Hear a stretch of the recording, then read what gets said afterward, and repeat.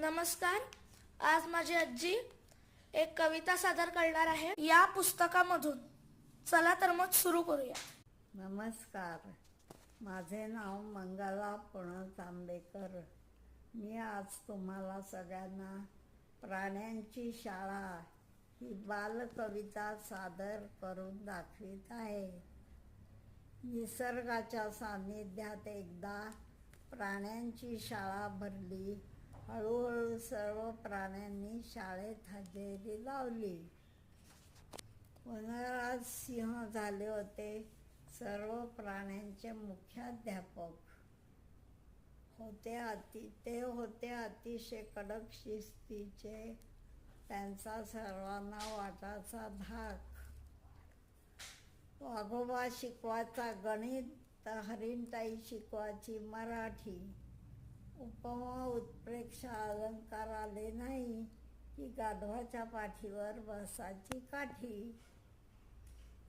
लबाड कोल्होबा पुस्तक उघडाचा. पुस्तकात बघून उत्तर सांगायचा.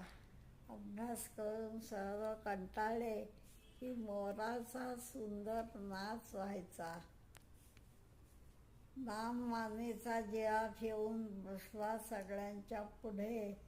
त्याच्यामुळे मागच्या प्राण्यांना दिसत नव्हते फळ्यावरचे पाढे.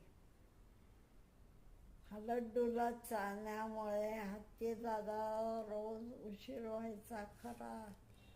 वर्गातून झाडांवर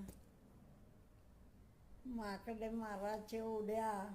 वैतागून साळे म्हणायचे हा प्राणी बाहेरच बरा. आकाशात काळे मेघ जमले. सर्वत्र अंधार दाटून आला.